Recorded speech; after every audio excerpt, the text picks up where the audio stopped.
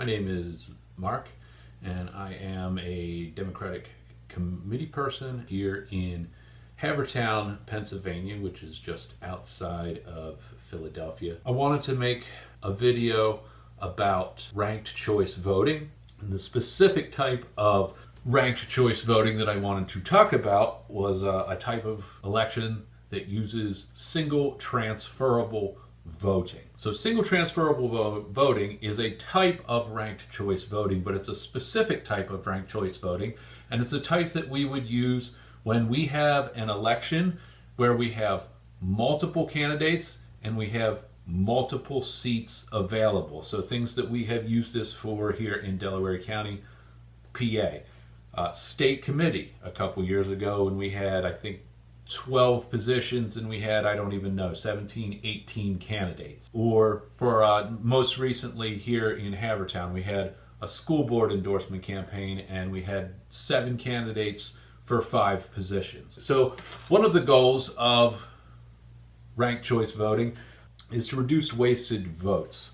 So when we are talking about wasted votes, we are talking about 2 things. We're talking about overvotes and we're talking about undervotes. So an overvote is a vote that a candidate did not need to win an election. So if a candidate needed to, the winning number was 38,611, every vote that he got above that or she got above that is an overvote. The candidate didn't ultimately need that vote to win. So that's one situation where we consider those votes wasted. The other type of wasted vote is an undervote. So you voted for a candidate that did not win, so your vote was ultimately wasted. One of the other things that ranked choice voting helps with is that it makes it more likely that, especially in these situations where we've got like a school board with 5 people or something like that, it's going to make it more likely that you're going to get a result that is more representative of the voting population overall. So the problem with what we have, we call first past the poll voting, which is what we have now. So if you have a school board election and you happen to live somewhere where there's a lot of, we'll say Democrats, we'll say 66% Democrats, 33% Republican. The voters, Democratic voters, we'll say 66% of the voting population, right?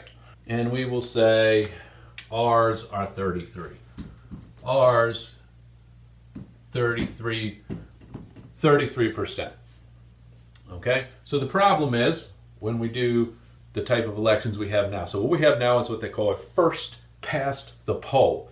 So that means when you go in and there's 5 school board seats open, there's going to be 10 candidates, 5 Democrats, 5 Republicans. Whoever gets the most votes, the 5 top vote getters win. That's who's elected. Okay? Well, the issue is the 66% Democrats right here, they're going to vote for their 5 Democrats. The 5 Republicans are going to win 0 seats. The Democrats will win 5 seats, Republicans will win none, or vice versa.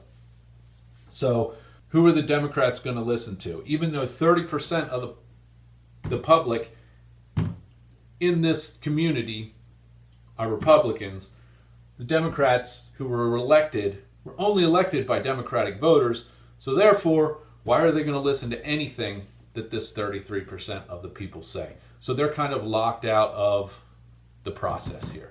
So single transferable voting is a way of mitigating that situation.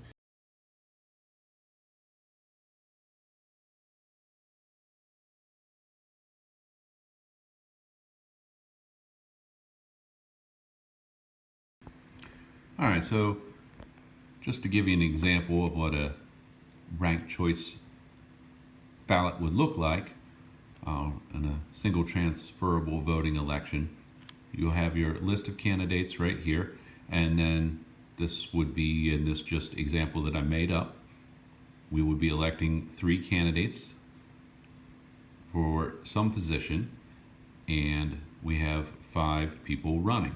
So I'm going to rank them from my most favorite to my least favorite, and anybody that I really don't want to vote for, I'm just going to leave them off. So what I'm going to do, I'm going to say Dilbert Pickles, this is my number 1 guy. Chip Monk, my number 2 listed candidate. Then I'm going to go Phil R. up, number 3. So now I'm going to say I really want to make sure that this Sneaky Pete doesn't get in right here. So I'm going to list Larry in order, number 4, and I'm not going to list Sneaky Pete at 5 as 5. I'm not going to list Sneaky Pete at all. So we're going to get into an example of how these types of ballots would be processed during an actual election. So every voter goes in and fills out a ballot just like this, ranking their candidates, leaving off anybody they don't support whatsoever. Okay, so I've worked up a little example here of an election. And in this election here, we have 4 seats. We've got 4 seats right here that are up for election. We have 8 candidates running for those 4 seats, and there are going to be 1,000 votes cast in this election. So right now we are talking about single transferable voting. So that's the S.T.V, which stands for single transferable voting. This is the type of ranked choice voting and the type that we are using in our endorsement conventions for seats that have multiple positions and multiple candidates. So the first thing that we have to figure out when we're talking a single transferable vote is we have to figure out the number we call the quota. So the quota is the number of votes a candidate needs to win this election. They hit this number of votes, they are elected. So the formula we use is the number of votes divided by the number of seats plus 1, and then we add 1 vote to that. Okay, or 1 vote needed to that. So why is it number of seats plus 1? Well, let's look at our example here. So what's our number of votes? Our number of votes is 1,000 votes. So we plug that in right here. Our number of seats available is 4 plus 1 gives us 5. 1,000 divided by 5 gives us 200 plus 1 is 201 votes. So you might be saying, why is that the formula? Why does that give us some magic number? Well, the reason is this. If we get 4 candidates with 201 votes in this election with 1,000 voters, that means that there's only 196 votes left. So even if the 5th candidate got all 196 of those remaining votes, they still would not have 201 votes.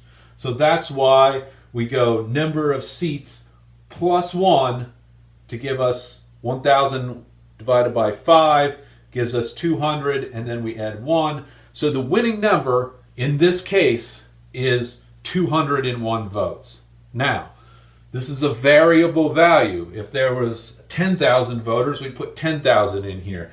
If there was 6 seats, that's going to change our math over here. So we plug the numbers into our quota formula from our information from the specific election. This is the quota. It's called the Droop quota. That's the political scientist. His last name was Droop. Very catchy name, I might add. He's the one that came up with this particular quota system, and it's the most commonly used, and it's the one that we use in our endorsement conventions. So now that we have talked about how we figure out our quota for this election, for this single transferable vote election, we've figured out that our win number, the number that our candidate need in order to be elected, is 201 votes, because we divide the number of votes by the number of seats plus one vote. And with 1,000 votes, if 4 candidates get 201 votes each, the 5th candidate could not win. So that is our win number. That's how we figure out our win number. So now I sort of set up a little mock election here, and we're going to keep it as simple as we possibly can and try to take a look at what we got. So in my make-believe election here, we are going to be having, we'll say, some sort of local election, school board election, something like that. And in this imaginary community that we're talking about here, 66% of these 1,000 voters are Democrats, and 33% of the 1,000 voters are going to be Republicans, and Democrats are only going to vote for Democrats, Republicans are only going to vote for Republicans. Nobody's ever going to cross over, do anything here, just for our example so that we can sort of follow it along. So what we're going to say right here, I've put our 8 candidates across the board here. 1, 2, 3, 4, 5, 6, 7, 8. I got my D right here, so candidates 1, 2, 3, 4 are going to be our 4 Democratic candidates running for these 4 seats here. And then we've got 5, 6, 7, 8 right here, our Republican candidates running for our 4 seats right here. So we're going to say, first off, we've got 1,000 votes right here. 66% of them are going to go to the Democrats. 1, 2, 3, 4. So they're going to rank all of their number 1 choices here. So I'm going to just say candidate number 1 got 40% of the Democratic vote. Candidate number 2 was listed number 1 on 30% of the Democratic ballots. Candidate number 3 was listed first on 20% of the Democratic ballots. And candidate number 4 was listed first on 10% of the Democratic ballots. And then the Republicans, same numbers, just to keep it simple as possible.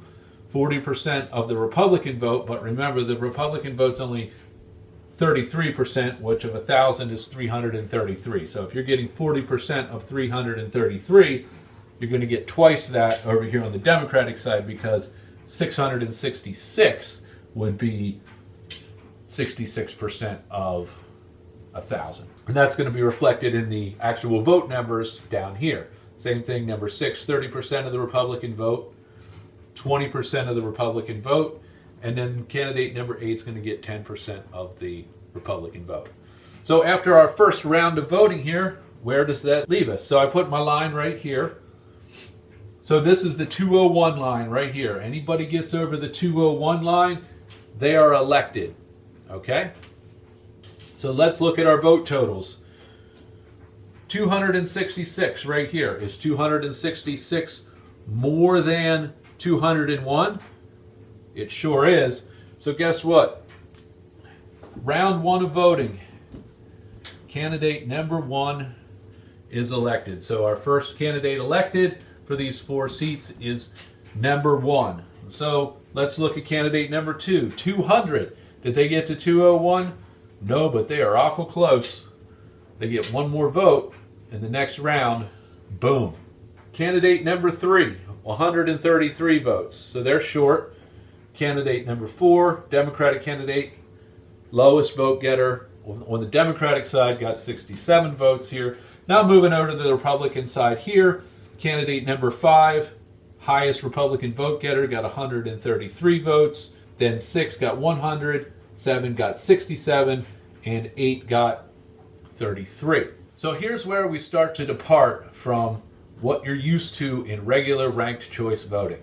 Regular ranked choice voting, what will we do? We would say, oh, who was the lowest vote getter? Number 8 over here. We'll get rid of number 8, redistribute their votes. Well, that's not what we're going to do in this single transferable voting, which is a different form or a different variation of ranked choice voting. So what we're going to do, we had talked about there's 2 types of wasted votes. We can have overvotes and we can have undervotes. So on this board right here, we can see that candidate number 1 got 266 votes. So that means that after 201 votes, every other person who voted for them, so that's 65 people, their vote was wasted. That was an overvote. They didn't need those votes in order to win this election. But now we have a problem because, okay, so there's 65 extra votes. Well, we can't just say, okay, we'll take these 65 people and we'll take their second choice. So what are we going to do? Well, here's what we're going to do. We're going to say we've got the number of votes over what was needed. So in this case, that's 65 votes because we needed 201 and it got 266, right? So that's 65 more votes than they needed. And we're going to divide it by the number of votes received. So they got 266 total votes, and there was 65 extra votes. So if we divide that down, we get the number 0.24. So what we're going to do, we're going to look at all 266 ballots of the people that listed candidate number 1 as their first choice. We're going to look at their second choice, and we're going to transfer in increments of 0.24 votes to the next candidate. So say I had number 1, candidate number 1 is my number 1, and I had candidate number 3 listed as my number 2 choice in this case. So my number 2 choice would then get plus 0.24 of a vote. So when you read the results of this election, you might not have whole numbers. You could very easily, very probably, and wind up with someone you could look at it and say, how did this person get 267.5 votes? Well, that is because we use what we call, and this is referred to as the transfer value. Because in single transferable voting, we can't have someone wasting 0.24% of their vote. They're going to take that extra vote and they're going to give it to your second choice. So you don't waste your overvote. Okay? All right. So that concludes our first round there, where our candidate number 1 has been elected. Now, we redistribute these overvotes, which is a total of 65 votes that are going to be going out in increments of 0.24 vote packages. So I just quickly redistributed them here. I just figured 2 would probably get the majority, 3 would get a little less, and 4 would get a little less. Nobody jumped parties in our imaginary election here. So we've got 200 plus 30 votes that came from the transfer for the second choice of number 1. So that's going to put us at what? 230 right there. So guess what? Now D number 2 is elected. That gives us our second candidate here. Number 2. We got plus 20 here. So 133, 43, 53. So now we've got 153 for candidate number 3. And then we've got candidate number 4 over here. We add that up. 67 plus 15 is going to be 82. Here we go into our second round of voting here. Where do we sit? Well, we've got 2 Democrats elected. We've got the Republicans haven't picked up a single vote here because in my demonstration here, nobody switched over parties. So that's where we're at right now. Here we are again. We've got overvotes, right? So, what's our overvote? Our overvote are extra votes that were needed above the number, our win number, our quota number 201. So in this case, our number is 230 right here, correct? Yeah, see, we got 230. Got transferred over from candidate number 1. So what's our formula? It's going to be the number of votes over what is needed, which in this case is 29. I didn't do a great job with my 9 there.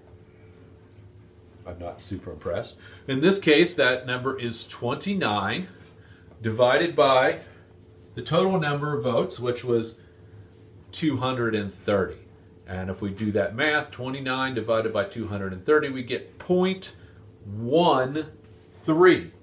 So we're going to have a total of 29 votes redistributed in packages of 0.13. So every single person that voted for candidate number 2 in the second round here is going to get one extra little packet of 0.13 of a vote that is going to go out to our other candidates. All right, so now I've redistributed. I'm going to write redistributed 29 total votes in 0.13 packets, 0.13 for each one of these 230 voters, is going to be redistributed to whoever their third choice was, if they put down a third choice. So in this case, what I'm going to say candidate number 4 over here, they had some kind of scandal. Something happened late in the campaign, something came out, really upset a lot of people. So every single person, every single Democrat took their 0.13 vote and gave it to candidate number 3. So they went from 153 plus 29 votes. Candidate number 4 didn't get any of them. None of them. So what's that give us? 153 plus 29 gives us 182. Did candidate number 3 win? Nope. Because they're underneath the 201. They still didn't win. But now we have, for the first time in our little demonstration here, we have a different setup. We now have no overvotes to redistribute. Nobody won here in round 3. So what do we do now? Well, now we do something more similar to what we're used to in regular ranked choice voting. Who was our low vote getter? Well, in this case, our low vote getter was number 8 over here, the least popular Republican, who only got 10% of 33%. So of the 333 votes that the Republicans got out of these 1,000, only 10% of them, only 33 people ranked candidate number 10 as their top choice. So now, just like we do in regular, good old ranked choice voting, we're going to get rid of that 33 votes right there. Boom, and we're going to redistribute them as whole vote values, as whoever they put as their second choice. So I'm going to say, they did a plus 20 here. We'll say they did plus 10 here and plus 3 here. So that's 20, 33. All right. So as their second choices, just like I said for the Democrats, nobody crossed over and voted for a Democrat, did something insane, cross parties or anything like that. Right? Because we're just trying to keep this as simple as possible.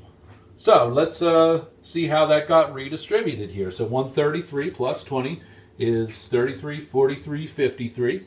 So now this person here, Republican number 5, candidate number 5, is up to 153 votes now. With that added 20 right there. Get rid of these.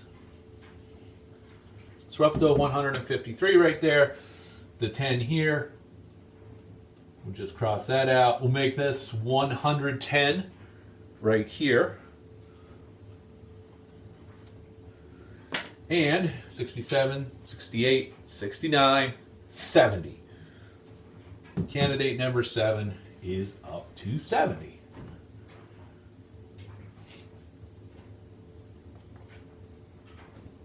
Now where are we at? Who's our our lowest vote getter right here? Well, our lowest vote getter in this case, if we look over here, our lowest Democrat has 82 votes, but our lowest Republican has 70 votes. So, once again, nobody's over the 201 line, so we don't have any overvotes to redistribute, so we don't have to worry about our transfer value, any of that. We're going to get rid of our lowest vote getter, and we're going to redistribute those votes. So I'm going to say 40 and 30. So we're going to go plus 40 right here, and we'll go plus 30 right here. So that's going to give Republican number 5 195. I'm sorry, 193. 193. Boopity boop. Getting close. Not too far away. And Republican number 6 is going to go to 140, right? Yep. 140.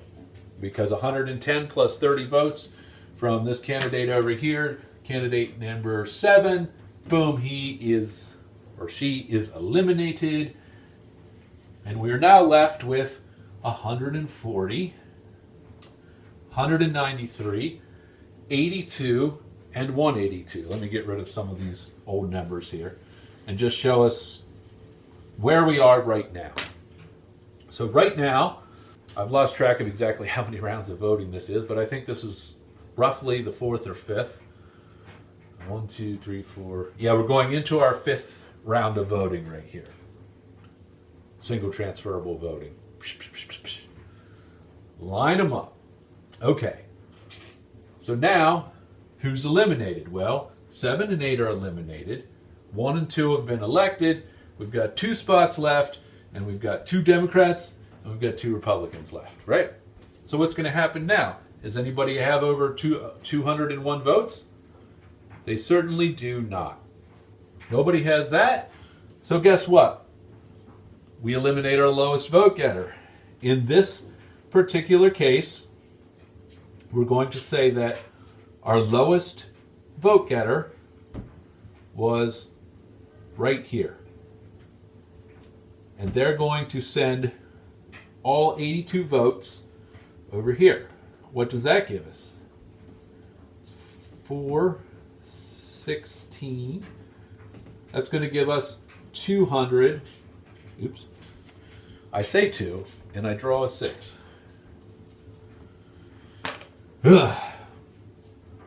264 votes. Okay? So now, is anybody over 201? Why, they most certainly are. We've got 264 votes right here. This candidate here, who had 82, we'll just do him like we did the others. So now we've got an interesting situation, because in our election here, we now have our 3rd candidate elected. But we said in our election that nobody is going to cross over Democrat to Republican. That was one of the arbitrary rules that I made in the beginning. So now, even though we're going to use our transfer value here, so if we plug that in, what do we got? We've got, when we figure out our transfer value, we go the number of votes over what is needed. So they got 264, right? So that's 63 votes over 201. So our number there is 63 votes over what was needed to win, divided by the number of votes received, which is 264. So that gives us a transfer value of 0.24. So every person that voted for candidate number 3 could list, if they had put somebody in 5th place, could list their favorite Republican. But in my election here, they're going to refuse to do that. Okay? Democrats only ranked Democrats. Republicans only ranked Republicans. Okay? So these votes are going to become what we call exhausted votes. And this is what we have when we do our endorsement convention and we decide, there's 12 positions, but I'm only going to rank 8 people. If you only rank 8 people and it gets down to, these later rounds of voting and you didn't list that person, your vote is going to become what they call exhausted. So if you think of like a car exhaust, what is a car exhaust? It's the unburnt fuel that you didn't use. So what they're saying here is, hey, 264 people that voted for candidate number 4 or number 3 here, you've got 0.24 of a vote left. Would you like to send that to another candidate? You can do that. You can send that 0.2% of your vote to another candidate. But if you choose not to, which is perfectly within your right to do, you can say, no, I don't want any of these candidates elected under any circumstance with any part of my vote. Exhaust my vote. Get rid of it, crumple it up, throw it right in the trash can. Okay? So these votes become exhausted. So now we've got candidate number 3 here elected. All right. So none of these transferred. They could have. See, it says here redistribute. But this overvote, all of these overvotes are going to be EXH. They're going to be exhausted because we don't want to cross over. We don't want whatever's going on over here. We don't want no parts of it. Okay? But we've still got a situation over here. We've got 194 votes for Republican number 4. Who's the lowest remaining vote getter? Well, it's Republican number 6. Well, guess what? They get eliminated and their votes get redistributed and added to their 3rd or 4th or 5th choice, whatever it is. Boopity boom. Guess what? Republican number 5 gets elected with 333 votes anyway. So that gives us candidate number 5 gets elected. So in this completely made up scenario here, using single transferable voting, we have a community that is 66% Democrat and is 33% Republican.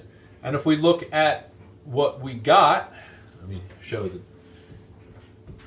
got elected here. We have an election that more accurately represents the community that is electing these candidates here. Okay? So let's look at that. We've got 3 Democrats and we've got 1 Republican, which is really close to in line with the breakdown of the demographic of the actual community. If you had a first past the poll election, which is what we have in every school board election, you know what we would get? We would get these 4 Democrats every time. No Republicans. Or if we go out into central Pennsylvania, it would be the exact opposite. We'd get 4 Republicans and we'd get 0 Democrats. So by using ranked choice voting and single transferable voting, we can wind up with a situation where we have an electorate that is more representative of the community. And it also creates a situation where there's going to be more moderation. If you're looking at it from the Democrat point of view here, you're going to list your 4 Democrats, most likely. But you might look over here and say, if I don't list a Republican, the Republicans are going to pick the Republican that's going to get elected and going to be on, just say, the school board. Maybe I've got a Marjorie Taylor Greene type over here, or if it's the other way, like an AOC type, somebody that the other side just really can't stomach.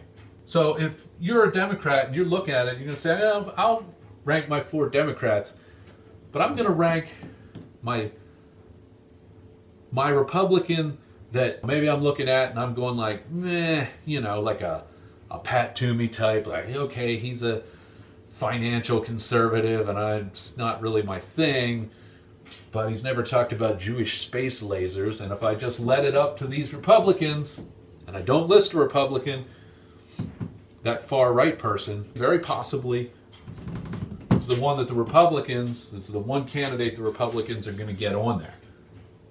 So that's going to have the effect of causing the Democrats and the Republicans to stop just appealing to the most extreme portions of their respective parties and cause them, some of the candidates, to start saying, if I was somebody's fifth choice, I could win this election. Okay, I don't have to get them to like me more than a Democrat, but if they like me more, if they hate me less than the other Republicans, hey, I can get this a path for me to actually get elected. All right, so that's one of the situations we could have. And one other thing that I would like to mention, when we're talking about our particular nominating rules here in Delaware County, there's also some extra steps to this voting process. So the first extra step is we have a yes or no vote. Do we wish to endorse for this position at all? So if we don't vote yes, let's endorse for this position, which I think we always have voted yes. But if enough people voted no, then we don't go to all this. We just say we're not endorsing for 4 seats at all.